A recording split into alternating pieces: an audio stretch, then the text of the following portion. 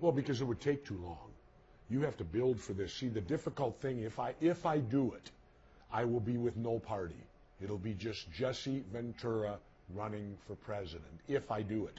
Well, that requires me to go out and get ballot access in all 50 states.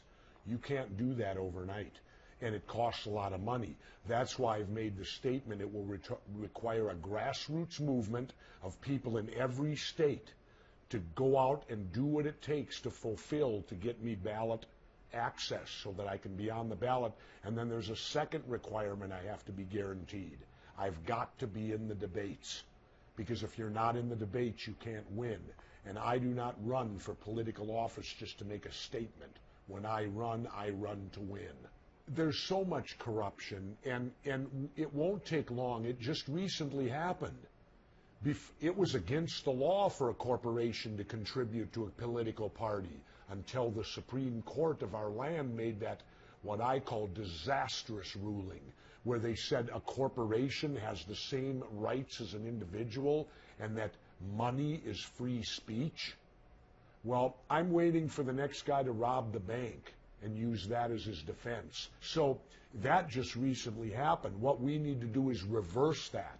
We have to overturn the Supreme Court's ruling on those two issues, and there is a movement to do that.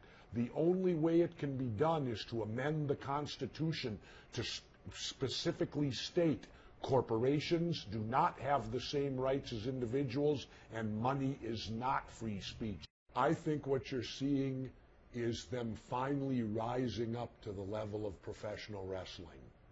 And I say rising up to it, because in pro wrestling, in front of the cameras, we all hate each other. Behind the scenes, it's a business. And that's the same way it is for them. It's a sham. In front of the cameras and the public, they hate each other and they're on different sides of the fences. Behind the scenes, they're going out to dinner together. They're ensuring that their two-party dictatorship maintains its power. There's no difference between these two. Don't kid yourself. Not yet, because they've disappeared temporarily. They need to come back. Where are they? They need to continue. They need to keep the fight up. Now they've disappeared. A decade from now, no one's going to remember the Occupy Wall Street movement. Not unless it's victorious or does something. It hasn't done that yet. There's always a double standard. There was a double standard on the Wall Street protests. While we're busy pepper spraying them and running them off with dogs, we're heralding the protests over in the Middle East. Oh, ain't this lovely? Go, go, go. We're like cheerleaders over there, while at the same time here, we're squashing down our own protesters. The height of hypocrisy. Elections the same way. We want to bring democracy all over the world, and we don't even have it here anymore, because the two gangs pick your president. Mitt Romney was picked 4 years ago. You know how I know that? He wasn't picked at the convention. They knew 4 years ago. You know how I know that? Because when Obama won, right after Obama won, you started seeing these mass advertisements on TV about Mormons. Do you recall those?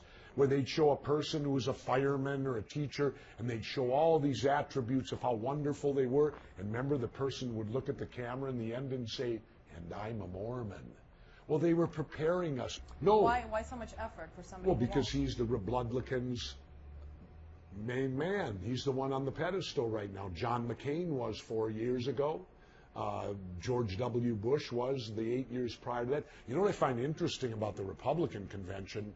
They didn't mention one word about Bush and Cheney. How do you ignore a president and vice president who a mere 3.5 years ago served for 8 years? It's like, oh boy. You know why? They don't want to identify with the true culprits who killed our economy. They're selling the people now, saying we're going to fix the economy. Well, this is the same party that ruined it. After all, from 00 to 06, Bush not only was in the White House, he had a Republican House and a Republican Senate. So he had anything he wanted to do rubber stamped. The Republicans caused this economy to fail. Barack Obama inherited it. The people have to demand it.